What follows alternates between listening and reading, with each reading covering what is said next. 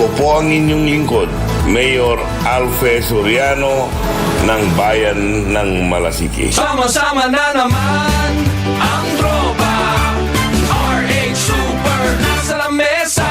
Patak-patak na para tuloy ang saya. RH Super na ang shot ng tropa. Drink responsibly. Kapag may RH Super sa lamesa, super ang inuman ng tropa. Bilhin na ng RH Super, ang shot ng tropa. Drink responsibly. Hindi ba napapansin ang inyong negosyo, mga kapaborito? Abay, magpa-advertise ka na dito sa DWJE 88.1 FM Radyo Pangasinan. We are located at the 3rd floor of Jumel Building, A.B. Fernandez East, Dagupan City. Or you may contact us at 0968-444-4290 or 0956-168-4908. O bueno, mga kapaborito, magpa-advertise na! This is DWJE 88.1 FM Radio Pangasinan, whose sole mission is to inform, to educate, to entertain, delivering to all Pangasinenses news that is true, public service that is sincere, commentary that is fair, and entertainment that is proudly Pangasinense. This is your DWJE 88.1 FM Radio Pangasinan, going beyond just being number one, working towards total domination. Jad Dagupan, walay saksakay ya radio station ya iyayag nasaray Dagupenyo. Jad mamalingling, mangin, Paborito. mayombo, Paborito. pantal, Paborito. poblasyon weste, Paborito. tagjat Puguchiko, Paborito. aya so 88.1 Radyo Pangasinan. Popular sa balita, popular sa musika. Pangasinan Govwaves Network Corporation. Sa Pangasinan, we are the number one pop music station. DWJE 88.1 FM Radyo Pangasinan. Paborito. Paboritong ang kabataan at matatanda. Paboritong pakinggan sa bus, tricycle, jeep at mga opisina. Paborito mo, paborito ko, paborito natin lahat. DWJE 88.1 FM Radyo Pangasinan. Number one pop music station. Paborito. Ang susunod na programa ay rated GP. GP? Ano yun? Garantisadong pampaborito. SPM Saray Balitan Matuwa ed Radyo Pangasinan. Programan magipasabi na saray matuan nagagawa ed balay, probinsya, bansa, tanjat intiron mundo. SPM Saray Balitan Matuwa ed Radyo Pangasinan. Kaulo, Kantabayo, say lawas kaaro tang kapaborito yo. Joseph Kanilang Bakani. SPM Saray Balitan Matuwa ed Radyo Pangasinan. Lunes hanggang Biyernes, alas 9 hanggang alas 10 na kabuwasan. SPM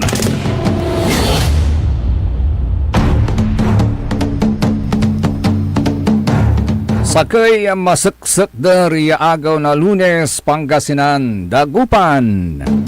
Wadyalaso, Saray, Balitan, Matwa. SBM, say kabusol na Saray MBTF, managbalitay tila tan fake news. SBM, Saray Balitan Matwa, yay pasabi na say lawas yun karo, kapaborito yo JCB, Joseph Kanilang Bakani. Kaulop kantabay tayo jet technical side. Si Mr. END, Engineer Nixon Dakal. Lunes lalamat at ating tanagagikira mga kapaborito, petsa 18 la. At bulan na Mayo taon 2026.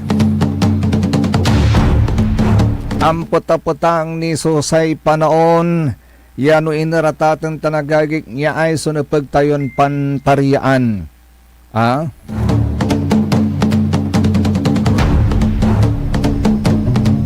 ay sunupag tayon pantarian. Sakay very strong. Very strong at atang talagagik. May phenomenon. Si katuyay tatakutan. Nasaray scientist natan. May tatawagan dan very strong super El Nino. Say kwan datatang tanagagik posibleng ito na ang pinakamalakas ngayong siglo na aasahan pagsapit ng huling quarter hanggang sa first quarter ng taong 2027. Tantayo at ating tanagagik base po sa latest forecast probabilistic chart ng Climate Prediction Center. Nasa 82% na ang tsangsang mabuo ng El Nino sa windows ng May, June, July. Sa ikwan balot na say pag-asa tatang tanagagik taninang ninyo ang gano wala tilad si Rom loob na abong tayo kagkaabungan tayo agaylay sa limot ninsan siya. Yaman ter solingot ang gano akalit electric fan ka sa siplog na dagam masal sa limuot ang puta-putang sa ibabaga na pag-asa nasa El Nino alert status pa rin po tayo at inaasahan na itataas na nila ang El Nino advisory anumang linggong ito kung saan ang probability nito ay nasa 80%. Nasa 80% na at higit pa para sa susunod na 6 na buwan. Inaasahan namang nasa below normal ang rainfall condition natin habang tayo ay nasa El Nino. Si katuye sa kaya tatakutan nasa rin managkumpunin na fish pen. Tansaray managkumpunin na pukok. Lalo na walay pababalagan dan bangos agaon tanatatang tanagagi ta si katuya may manunan sengeg na sa te pakakagawa na fish kill. Tanutim marter sa oran dahil sa labat aliwan amay libog-libog ya oran niya kwanda ay untangok iray sira ang gano dyan sa puko-puko. No akin mat lapod amay putang na panaon. Atan, suplimeron paka makasengag no akin walay fish kill. Talusan niya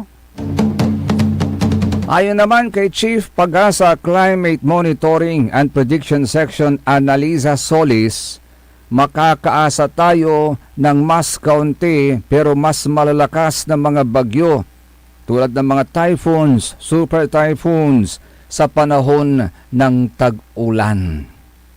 Arayaman sumakapatak-takot. Hindi man maglandfall, magdadala naman ito ng malalakas na pagulan lalo na sa kanlurang bahagi ng bansa dahil sa paghatak, pag-enhance ng malalakas na bagyo sa hanging habagat. Ang mga bagyong nabubuo simula buwan ng Setyembre ay madalas na landfalling o tumatama sa kalupaan natin. Lubha itong delikado o mapanganib sa atin dahil may dala itong malalakas na hangin at pag-ulan. At sa pagtatapos naman ng habagat season o southwest monsoon ngayong taon, sa ibabaga na pag-asa tatong tanagagik mas mararamdaman na ang epekto ng tagtuyot o dry season dito sa atin.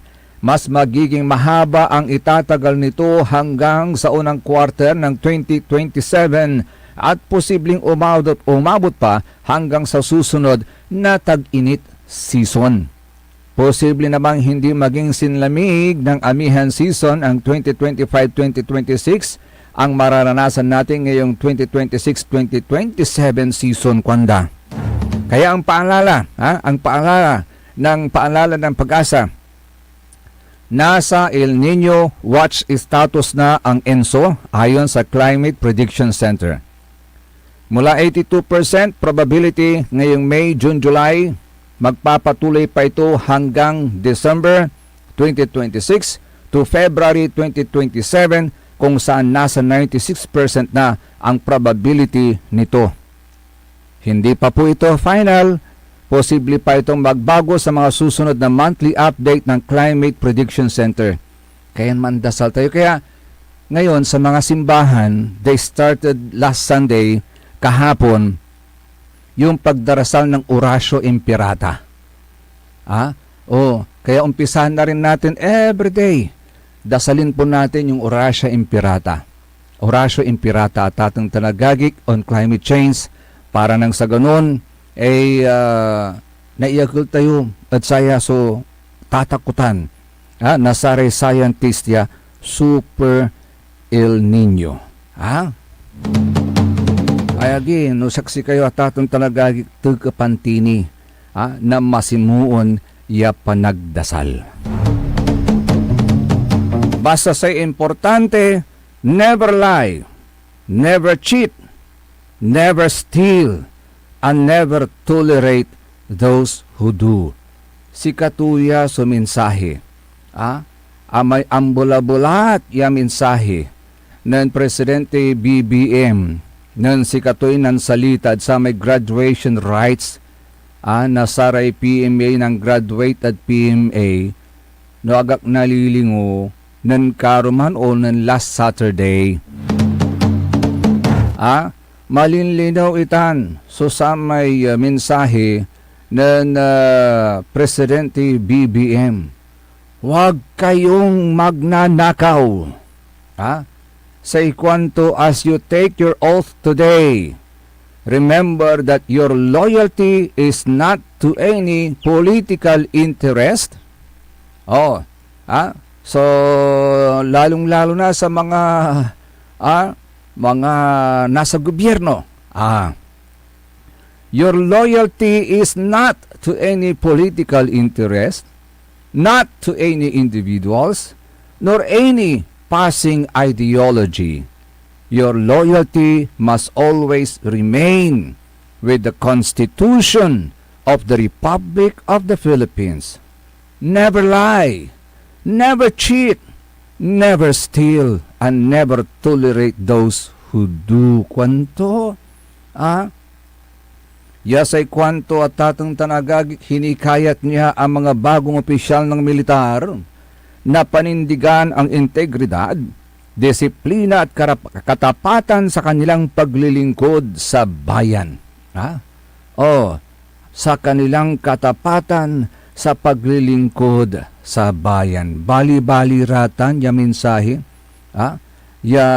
Binitawan po ng ating Pangulong BBM sa graduates ng Philippine Military Academy Talang Dangal Class of 2026. Tasay kwanto at tatong tanagagik, your allegiance must always be to the nation and the Constitution above all else. Because, and never lie again, never cheat, never steal, and never tolerate those who do. Because silence in the face of wrongdoing is a betrayal of your values, a betrayal of your country, and a betrayal of the very principles you have sworn to defend. Pero sa ikwandaray akarungol at atong tanagagik at sa tanya mensahe ng PBBM, sana true to all. Sana true to all. Lalo na ang mga nasasangkot sa flood control fiasco. Kumusta na yung mga involved sa flood control fiasco? Never cheat, never lie. Di ba tatang tanagagik? Never cheat, never lie, never steal, and never tolerate those who do. Kumusta na yung mga na-involved sa flood control fiasco? Ganyan sa reaction dare totoo at atong tanagagik sana true to all. Ha? Sana true to all.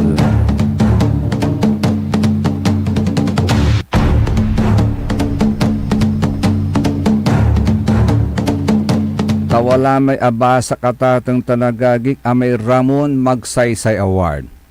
Sa kwanto jay, when corruption is normalized, accountability is delayed, and public trust is easily broken. These were the words of 2002 Ramon Magsaysay awardee Hilario Davide Jr. Public office is not meant for personal gain, political convenience, or the preservation of power. It is and has always been a responsibility entrusted by the people. Integrity cannot be selective. Responsibility cannot exist only when visible. Only when visible. And public trust cannot survive where service is treated as entitlement instead of duty. So, ito yung words ni former Justice Hilario Davide Jr. And his words endure because the measure of leadership remains unchanged. Kwandari totoo. Those who serve the public must always choose the public first. First, manuna. Dapat manuna naynay. So, serbisyo at totoo. O, di ba tatang tanagagik?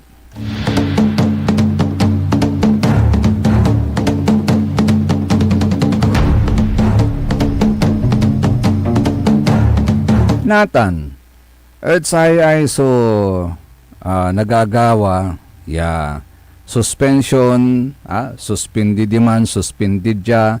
Di ba wala rin ng issue na sa may suspension lately, sinuspended so sa may Sergeant at Arms na sa Senado after the shooting incident. Walay abasak ya reaction at atang tanagagi. At sa tay untanya singa authority na sa ombudsman at sa tay panususpindidad sa tay Sergeant at Arms na Senado. Antayo sa reaction dari tutu. Sa kwanda, the ombudsman does not seem to know which hat to wear. Singa agtuante isulungton sombrero kwanda. Sa kwanda jay atatang tanagagi. When the ombudsman, they are referring to Ombudsman Boying Rimulya, speaks before the cameras, which he appears fond of doing, he presents himself as the Tanod Bayan on one hand, and as the political mouthpiece of the administration on the other, kwanda. But here is the problem. He seems confused as to which hat he is wearing. Worse, he appears to forget that the office of the Ombudsman is a constitutional body, not an office under the executive department, not a political arm of Malacanang, and certainly not a megaphone for the administration. Now, kwanda, liknaan dare atatang tanagagig. By intruding upon the independence of the Senate when he preventively suspended the Senate Sergeant at Arms using the motu proprio power of his office, and by later chastising Senator Bato in the same interview, over whom he has no disciplinary authority and whose actions he has no business prejudging, Boying forgot which hat he was supposed to wear. When he declared that flight is evidence of guilt, he was no longer speaking merely as the ombudsman. He was already speaking like a prosecutor, a political commentator, and an administration attack mouthpiece rolled into one. Kwanda lalaingan. Oh, that is our problem with Boeing. Now, can Boeing be impeached and later prosecuted? Of course, yes, Kwanda. Kasi sa ating office na ombudsman is among the offices under the Constitution, impeachable.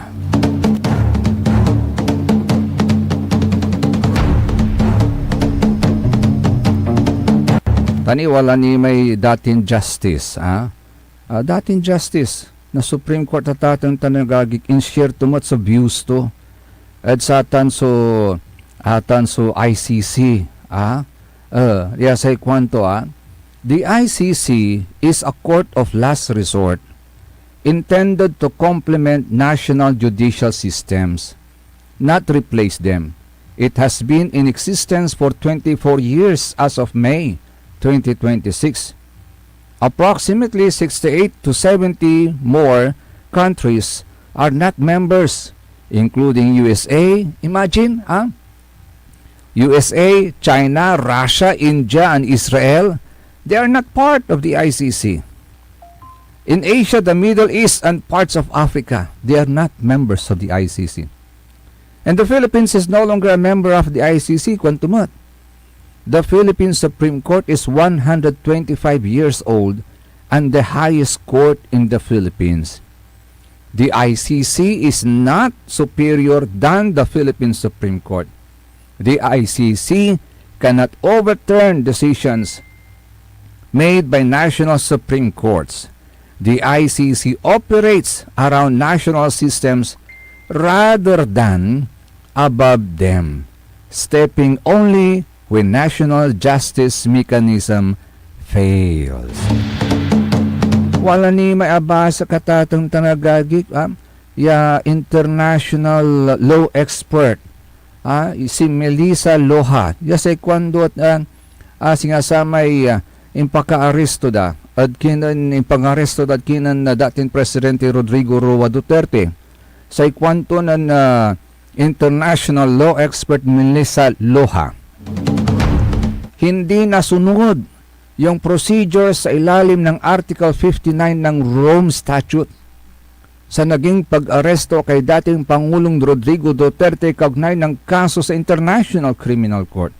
Dahil ayon kay Loha, nakasaad sa Article 59 na ang pagpapatupad ng ICC arrest warrant ay dapat dumaan muna sa domestic legal processes ng bansang pagdarausan ng pag-aresto. Pinaliwanag niya na sa ilalim umano ng tamang proseso, dapat munang humarap sa lokal na hukuman ang inarestong individual upang beripikahin ang warrant, pagkakakilanlan ng mga arresting officers at matiyak na nasusunod ang constitutional rights ng akusado. Kabilang sana rito ang paghahain ng habeas corpus at paggamit ng domestic appeal mechanisms bago maisagawa ang anumang transfer of custody. At ayon kay Loha, hindi umano nasunod ang mga hakbang na ito sa pag-aresto kay Duterte. So walang due process kasi hindi nasunod. SBM, Saray Balitan Matwa. Sa ikabusol ng Saray MBTF, managbalitay tilatan fake news untuloy kaya rini na sarin pakabat tan paimano malalapunid saray managantabay. Ang puta-putang Iran Balita. Huwag niyo kong subukan. I am sorry. Kung walang kurap, walang mahirap. My God, I hate drugs. Mahiya naman kayo sa inyong kapwa Pilipino. Ang puta-putang Iran Sunata. Dame un Son ang puta-putang Iran Impormasyon. Aya sa #1 pop music station. DWJE 88.1 FM. Radyo Pangasinan. paborito. Paborito. Want to escape the hustle and bustle of city life? Look no further than the River Palm Hotel and Resort, your premier destination for affordable luxury in Pangasinan. Nestled in the heart of Barangay Banyaga, Bugalyon, our hotel is surrounded by the breathtaking beauty of the Agno River.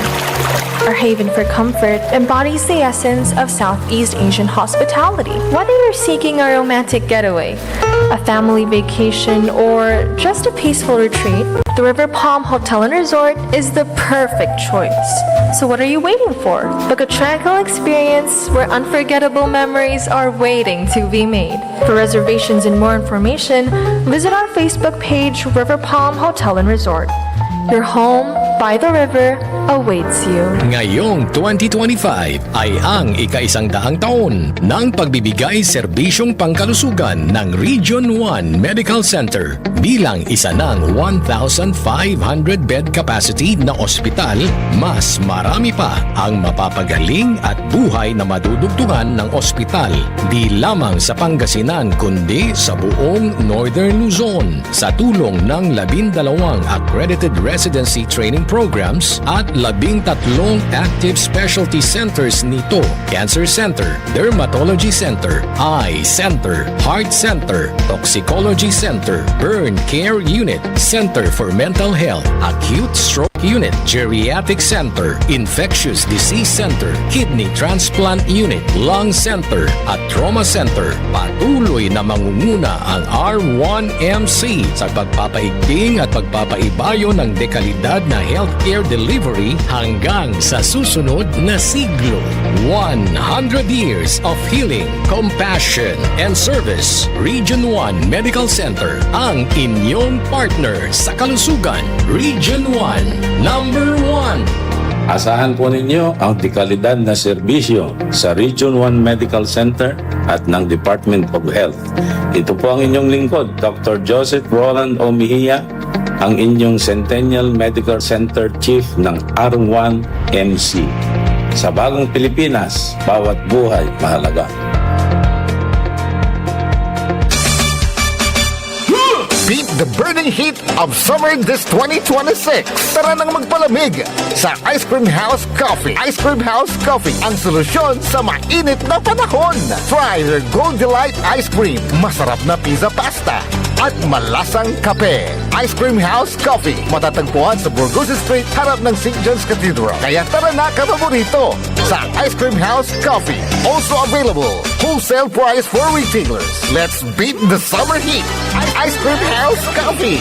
Hindi ba napapansin ang inyong negosyo, mga kapaborito? Abay, magpa-advertise ka na dito sa DWJE 88.1 FM Radyo Pangasinan. We are located at the 3rd floor of Jumel Building, A.B. Fernandez East, Dagupan City. Or you may contact us at 0968-444-4290 or 0956-168-4908. O bueno, mga kapaborito, magpa-advertise na! This is DWJE 88.1 FM Radio Pangasinan, whose sole mission is to inform, to educate, to entertain, delivering to all Pangasinenses news that is true, public service that is sincere, commentary that is fair, and entertainment that is proudly Pangasinense. This is your DWJE 88.1 FM Radio Pangasinan, going beyond just being number one, working towards total domination. Jad Pangasinan, walay saksakaya radio station ya iiyag na saray Pangasinense. Jad Asinggan, Paborito. Malunga, Paborito. Natividad, Paborito. Rosales, Paborito. San Manuel, Paborito. San Nicolas, Paborito. San Quintin, Paborito. Santa Maria, Paborito. Tanjad Tayog, Paborito. Aya, 88.1 Radyo Pangasinan. Ang inyong official summer station. Ito po ang DWJE 88.1 FM Radyo Pangasinan. Talagang summer ang saya-saya dito sa Pangasinan. Halina na mula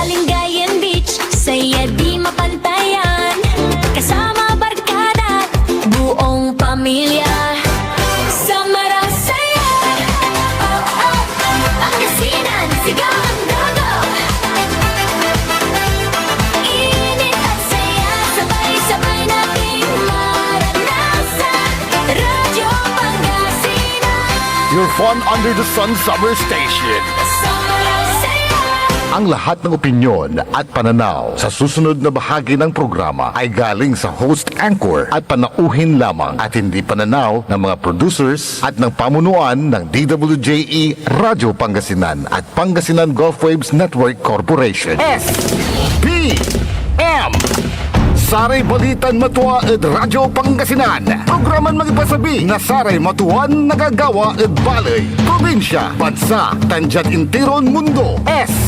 SBM Saray Balitan Matua ed Radyo Pangasinan. Kaulok, Kantabayo, say lawas karo tang kapaborito yo.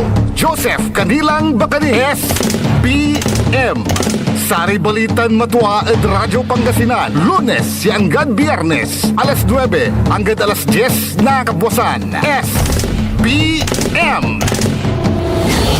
SBM is brought to you by Mars Restaurant, Galila, Mangantila, and Mars Restaurant. Matatagpuan sa Rufinas Square, Binmaloy, Pangasinan, just along the highway near Dagupan City. A perfect venue for a dinner date. Mars Restaurant. Come hungry, live happy. Lumaban ka bayan, kung binmali, may pag-asa pa para bumangon at magkaisa. Tumindig ka bayan, kung binmali, hawak kamay nating harapin ang maayos na bukas at ihatid ang serbisyong agad maaasahan. O bayan, kung sinilangan, hindi ka nag-iisa, hindi ka iiwanan, ika'y sasamahan magpakailanman. Mahal kita, o bayan, kung binmali hanggang sa dulo ng walang hanggan.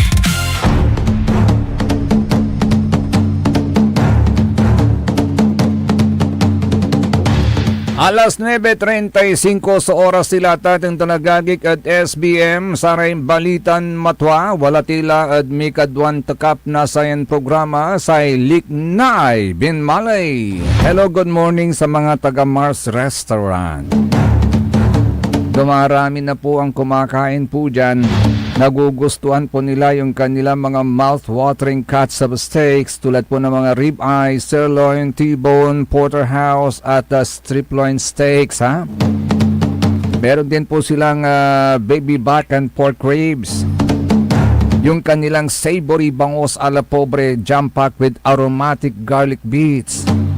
Yung kanilang masarap na ultimate Pinoy pulutan, yung kanilang signature mix o yung mga beef innards, sisig, chicharon bulaklak at saka chicken supernova. Meron din po silang bulalo saka sinigang to comfort you. Meron din po silang rich aligi pasta or out of the ordinary Spanish sardines pasta, chicken teriyaki wrap at saka New York strips wrap. Yan po yan sa Mars Restaurant. Come hungry, live happy. Perfect for satisfying dates or late night cravings. Meron din silang Mars Express sa may Nagilayan Binmalay for short orders any time of the day with halo-halo to beat the heat.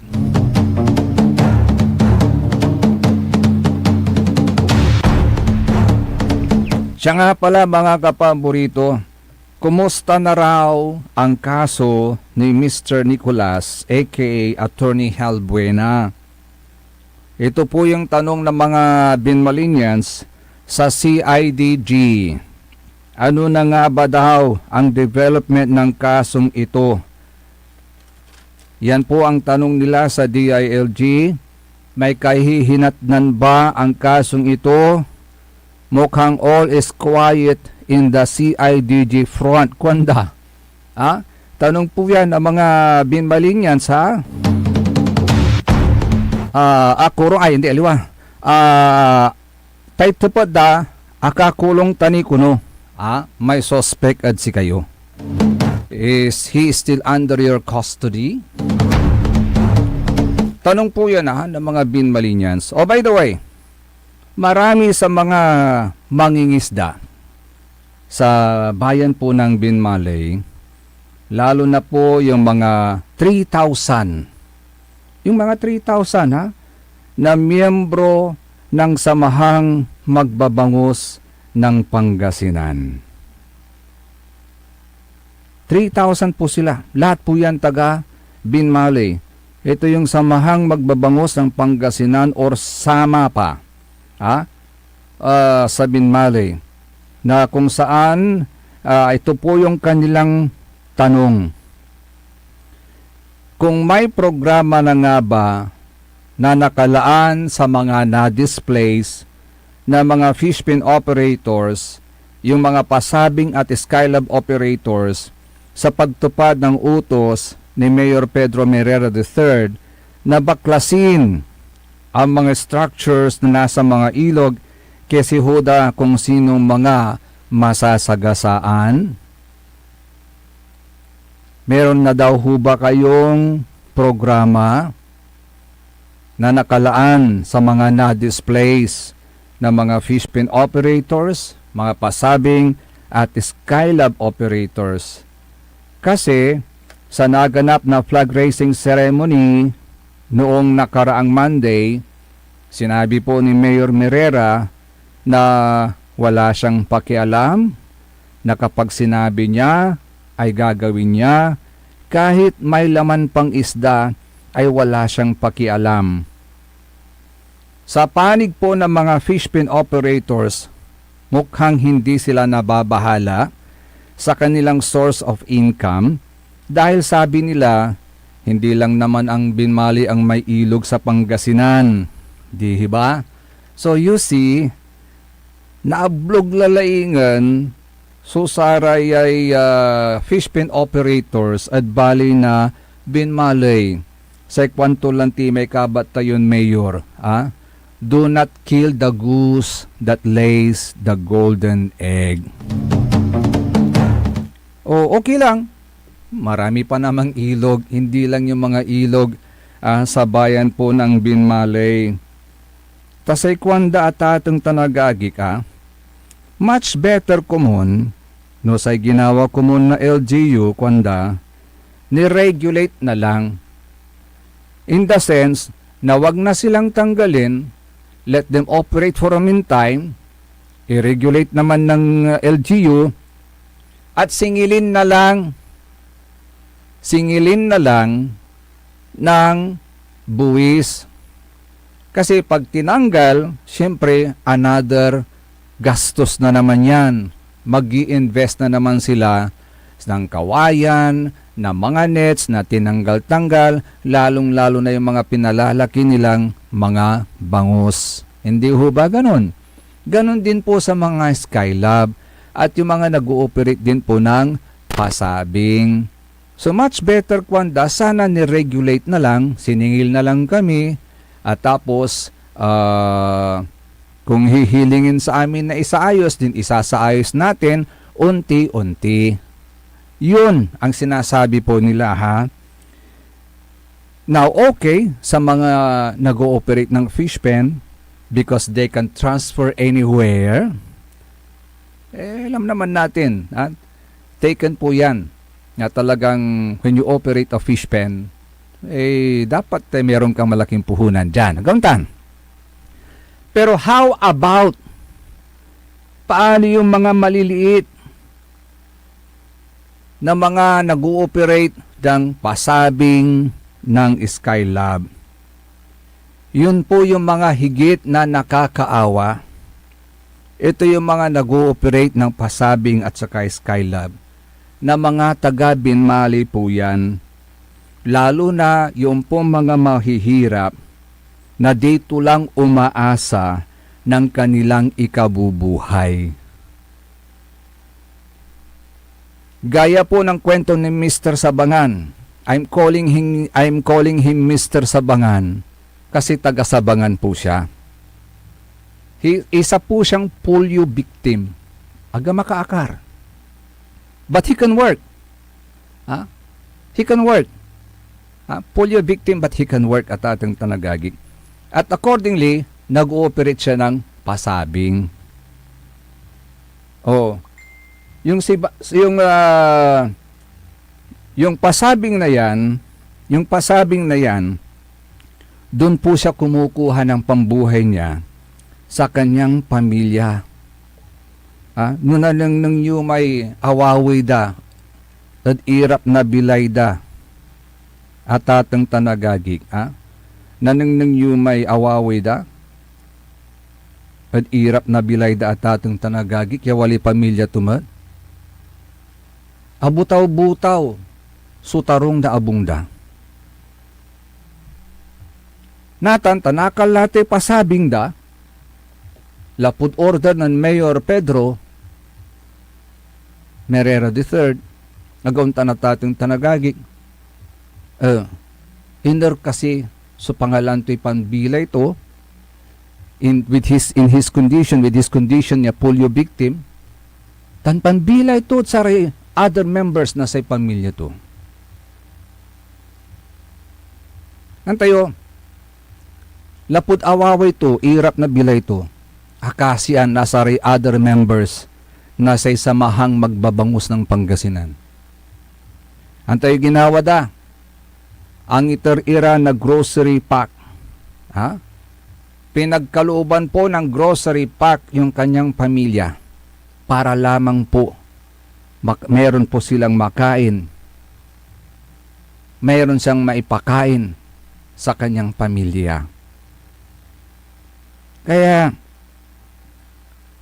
kung ang samahan ng magbabangos ng Pangasinan, tapat dari taga Binmalay, likna ay Binmalay at ating tanagagig, kaya nilang magbigay ng grocery pack kay Mr. Sabangan. Kaya ba? Kaya ba ng ating LGU sa bayan ng Binmalay natustusan for the meantime yung kanilang pangangailangan everyday sa kanilang buhay hanggat hindi naaayos yung sinasabi nilang iaayos orderly yung structures ng mga pasabing, structures ng mga skylab, at structures ng mga fish pen sa mga kailugan ng Binmalay. Tanong po nila yun. Kaya daw ho ba ninyong i-provide with the condition of Mr. Sabangan na isang polio victim every day? Yung kinakain po ng kanyang pamilya, yung kinakain niya to sustain their lives, their daily needs. At tayo, dyan impitungtung tayo sa kaya fisher folk at atang tanagagig. Aminado naman sila na susunod sila sa utos ni Mayor Merera. Pero ang unang concern po nila is at this point in time na may crisis. Dala ng giyera sa Middle East. Namantagi sa presyo na sa gasolina at atong tanagagig agauntan. Saka naman daw magpapatupad ng ganitong hakbangin ang munisipyo sa utos ni Mayor Merera. Kaya ang tanong nila, hindi ho ba ito inhuman? Lalo na sa mga small scale na mga mangingisda na umaasa sa mga nahuhuli nilang isda mula sa ilog na biyaya ng may kapal para may makain ang bawat nilalang sa bayan ng Binmalay. Kaya ang tanong nila, where is the love? Where is the concern for humanity? Lalo na sa mga Binmalinians. Secondly, ito ho bang planong ito ho bang hakbangin na ito, ay napaghandaang tunay? If it is, ano po yung immediate na may tutulong o relief na may bibigay ng munisipyo sa mga mahihirap na mga mangingisda para hindi magutom ang kanilang mga pamilya? Is there any immediate relief na maibibigay ng munisipyo meantime na hindi muna sila kumikita sa biyaya ng ilog? Thirdly, ito pong tanong nila, pinag-aralan bang maigi ito ng munisipyo, itong naturang hakbang na ito? Like, meron ba silang ginawang geotagging or biometry, etc., or because it was just because somebody is getting rich. Ano pa talaga daw ang rason?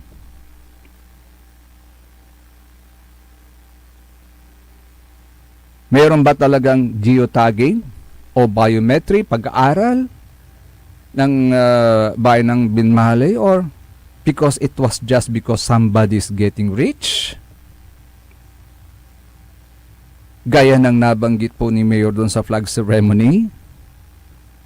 Kaya ang tanong po nila, is it bad to get rich? Masama bang yumaman?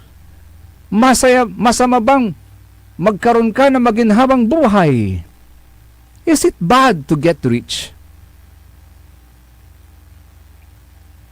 Aren't you glad daw ba, Mayor, na at least gumaganda ang buhay ng inyong mga kababayan sa Binmaley, na malinis na kumikita mula sa resources na biyaya ng may kabal?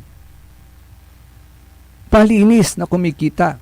Hindi nagnanakaw, hindi nag-cheat, hindi nag-steal. They are working honestly, sweat and tear. Sa kwandalante at ating tanagagik, di ba, dapat under Republic Act 7160, ang dapat isang local chief executive must promote the general welfare. Must promote the general welfare of his constituents. That you are required under such law to at least upgrade the quality of life for all community members. Oh, by the way, may isa pong daw palaisdaan daw sa Caloocan Norte na minimirtuhan daw ng isang opisyal sa Binmaley na under the supervision daw ng isang local isang kagawad ba yun? At sinasabi lumagpas na raw sa ilog yung nakakasakop na sa ilog yung kanilang minimirtuhan na tawag nito, tanggal at ating tanagagi. Are you aware of this? So, is the LGU aware of this? Kasi ayaw daw po nilang isipin na selective ang implementation ng naturang hakbang. At sabi nila, sana fair to all. Sana fair to all.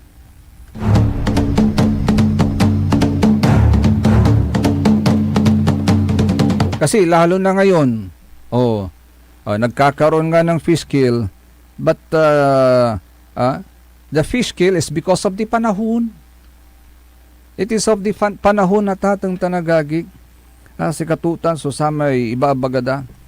And siya nga pala, yung dredging operation, nabanggit ulit. When will it start? Kasi ang tanong nila, sa dredging operation, tama po, tutulong ang DPWH. Pero ang DPWH, ang tanging may tutulong lang po niya, magpapahiram ng machine. So, ang isang machine, umaandar po yan kapag nalalagyan ng gasolina. So, ang tanong po ng ating mga taga-Binmaley, sagot din ba ng DPWH yung gasolina na magpapaandar doon sa dredging machine na magdi-dredge sa mga ilog natin sa mga ilog natin sa bayan ng Binmaley? Or sagot ng LGU? Next na tanong, kaya ba kung sakaling sagot ng LGU yung pagpapagasolina para umandar ang dredging operation na yan, dredging machine na yan, kaya ba ng budget ng Binmaley? Well, I think so. I think so. At ating tanagagi, di ba sabi nila 290 plus ang budget o ang income ngayon ng Binmaley? So I believe they can do it. They can sustain it. Pero siyempre ang tanong ng mga taga-Binmaley, up to when? Up to when? So ito po yung plight. Ito po yung damdamin liknaan na sari taga-Binmaley, lalong-lalo na po sa mga mahihirap. Sabi nga nila, sana ginawa na lang nila ay hiningan na lang kami ng tax, ng buwis. Then we will pay. Then kung aayusin, then aayusin din namin. Kwanda willing naman po sila, pero yung tatanggalin mo sila lahat. Because yun ang utos. At kung ano yung utos, yung masusunod, mukhang masakit sa kanila. And para sa kanila, sa krisis na kinakaharap natin, sa ngayon, sa kasalukuyan, because of the war sa Middle East, sa pagtaas ng presyo ng mga bilihin, pagtaas ng presyo ng krudo, is it human? Is it fair? Hindi ba very inhuman naman? Lalong-lalo na kung dito sila umaasa daily ng pinagkakakuhanan ng kanilang pagkain. Ang tanong tuloy nila, ganyan na ba ka-inhuman ang gobyerno natin sa Binmaley? Kung dalalaingan. Sakit sulina waday. Sakit sulina wada. So ganyan na ba ka-inhuman ang LGU ng Binmaley? Sana marinig nila. Kasi sa ikwandaman na tatang tanagagig, ito pa ang tanong nila. Ang ibig bang sabihin daw ba ng lagi niyong sinasabi na kahit sinong masasagasaan, which expresses generality in its right sense, is wala kayong pakialam sa kapakanan ng mga mahihirap? Don't you feel any compassion for them? Ito ba ang tama at dapat gawin? O mas makakabuti na you listen to them instead na sabihin daw ninyo sa kanila ang mga katagang, ako ang mayor dito, kapag sinabi ko gagawin ko, at yan ang masusunod? Is this what democracy daw ba means to you? Or the town is in the state of dictatorship? Now with all due respect daw, Mayor, hindi raw nila maiwasan na mai-compare kayo sa taong for 15 years naging mayor ng Binmaley na malumanay, mapagkumbaba, at makataong makitungo at hindi nagagalit o laging nagagalit, lalo na tuwing flag raising ceremony daw. At higit sa lahat daw, siya ay nakikinig sa damdamin ng taong bayan, maging sino man sila, lalong-lalo na sa damdamin ng mga mahihirap. That he does not impose on the people not just his will, but also the will and the voice of the people. He is daw an epitome of a good shepherd. Di ho ba yung good shepherd, he leads his flock to where there is abundant grass para may makain sila? Kaya daw, tumayo ang isang maayos na public market, nagkaroon ng maayos na evacuation center sa bayan, nagkaroon ng housing project para may matirhan ng mga walang bahay na matatawag in the true sense of the word. Nagkaroon ng maayos na training center, nagkaroon ng bayan ng mobile clinic, para maihatid ang serbisyong medikal sa mga liblib na lugar, among others. Kaya ang tanong nila, paano na daw ang mga mahihirap na nawala ng pinagkakakitaan sa Pasabing at Skylab? Saan na sila kukuha ng kanilang makakain at pagkain? Are you daw trying to control the people like telling them what to eat and what to eat? Like telling them when to eat and what to eat? Something like you would want everybody to be under your spell. Ang tanong po nila ganun. O man sulik na anda. Is this what a good Christian should and must do daw ba? Actually, ang reaction nila is, kung alam lang namin na ganito, sana hindi kami ganito kung dalalaingan. Ha? Well, sabi ko naman sa kanila, as a strong believer in Christ, sabi ko, there is always a day of reckoning. Just put your faith in the Lord and He will answer your prayers. There's nothing impossible to God. He will always make a way when there seems to be no way. Lalong-lalo na in this time of crisis na hindi pa rin bumababa ang presyo ng langis. Kaya ang mga puso natin ay mandang-nangis, kanyan agtayo, makaimis, agauntan. But remember this, He who gave up His only begotten Son for us, and the Son who willingly submitted Himself to the will of His Father to save us, will never fail us. Will never, never fail us. SBM, Saray Balitan Matwa. Say kabusol na Saray MBTF, managbalitay tilatan fake news. Akaw labakan tabi lang ula, say lawas yun kaaro, kapaborito yo JCB, Joseph Kanilang Bakani.